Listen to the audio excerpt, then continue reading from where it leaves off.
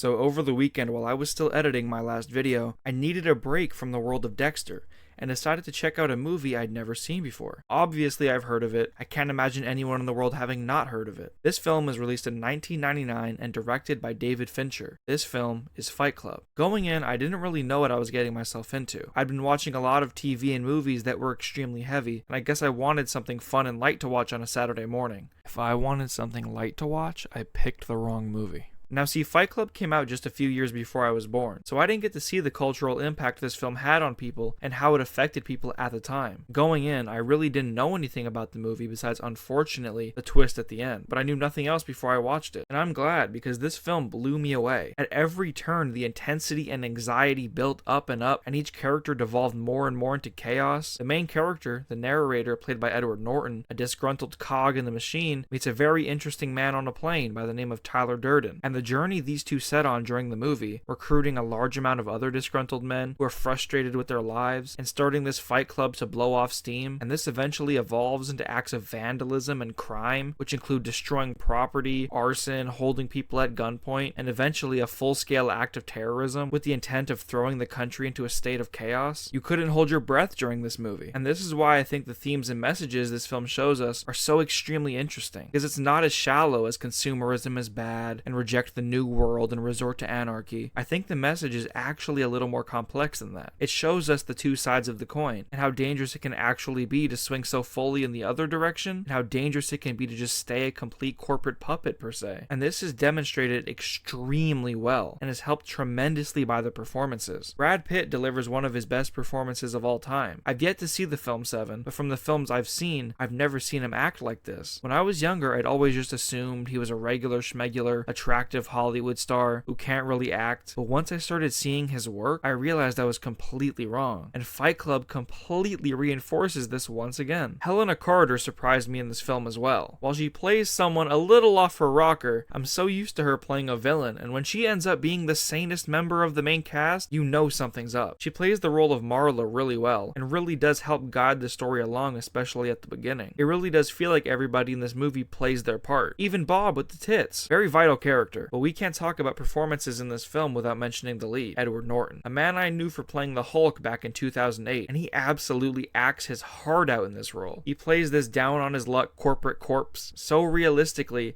and the way the character shifts and changes in smaller and bigger ways throughout the film feels like a natural progression, and this is all due to Edward Norton and the writing, which is also very good. Honestly, watching this movie, I never found myself bored. It just kept getting better and better, and I've seen a lot of people talk about how this film gave them genuine anxiety when watching, and the build-up to the twist. The build-up to the final act and the ending itself is all written tremendously. I'm glad to have given this film a shot, because this has quickly become one of my favorite films I've ever seen. Everything from the Easter eggs to the look of the film, really dirty and grimy. The look of the clothing is really purposeful, and the looks of all the characters are extremely thought through. It's clear a lot of time and effort went into making the film look the way it does, and making it stand out. With scenes where we're actually in the basement, the crew used cheap lamps to give it that look they were going for. The cinematography is one of the strongest traits of the film. Overall, I genuinely really enjoyed this film, and it stands out to me in a strange way. From the insane ending and the dreamy atmosphere interrupted by intense violence, this is something way different than I expected. Like I said earlier, I was just expecting a movie about a crazy guy starting a fight club, and it was a very pleasant surprise. I can see why people back in the day were so impressed and moved by a film like this. It definitely appeals to a lot of young men in specific, and it's a movie I don't see leaving the minds of the public for another 25 years. Thank you for watching. A bit of a shorter review today, but I wanted to get this out while this film was still fresh and in my brain. I have a huge video coming out that I mentioned in my last video. It's officially in production, and it's going to be very special. Thank you for watching. Look forward to a ton of great content coming in the new year. I'm extremely excited and proud to show you guys what I've been working on. Thank you, and see you guys next time.